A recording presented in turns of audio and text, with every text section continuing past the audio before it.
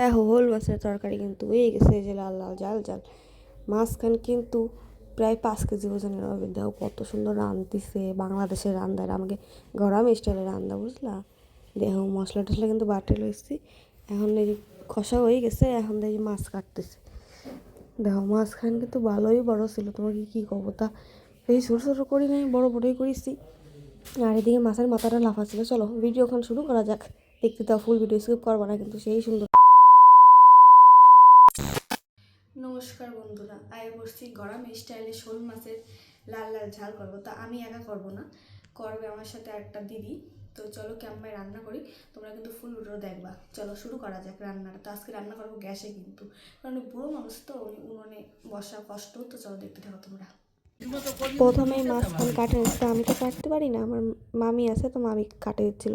তো ভালো বড় একখান শোল মাছ কিন্তু হবে প্রায় 5 কেজি ওজনের। তো দেখো প্রথমেই মাথাখান কিন্তু নড়তেছে, যে পিস পিস করে নিলে একটু মোটা মোটা করেই। তো বেড়ে কাটা হয়ে গেছে। তো তোমাকে তো কলাম যে গরম স্টাইলে শোল মাছ লাল লাল ঝাল ঝাল বানাবো, দেখতে থাকো তোমরা। মাছ কিন্তু কাটা হয়ে গেছে, দেখো মাছের মাথা কিন্তু এখনও লাফাচ্ছে। কি কবো তোমার সাথে, মাছটা ধুইটা হয়ে গেছে।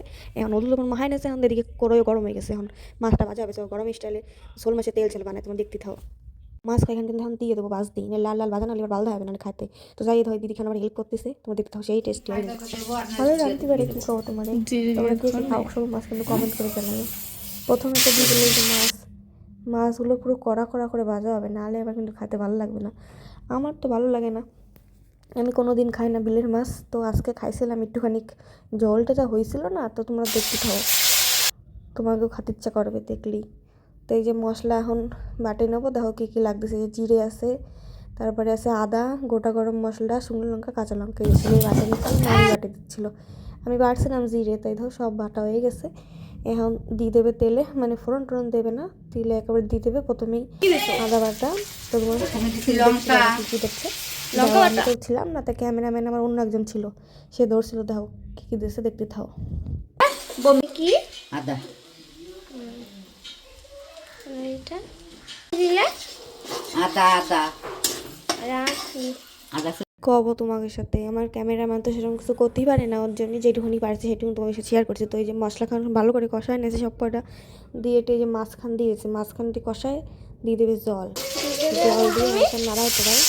বাংলাদেশের রান্না তো কী করবো, তোমাদের সাথে কিন্তু সেই স্বাদই ছিল। মানে কী করবো, মানে একটু তরকারি ছিল না, সবটুকু চাটে বুটে খাই নিচ্ছে। তো এই যে জল দিয়ে এখন দিয়ে দেবে লবণ, লবণ দিয়ে ডাকে দেবে। তো দেখতে থাকো তোমরা, তোমরা কিন্তু অবশ্যই ট্রাই করো, সেই হয়েছে কিন্তু খাতি। যে না আছে, তারপরে আবার বাংলাদেশের রান্না না, বাংলাদেশের রান্না একটু স্বাদ বেশিই হয়।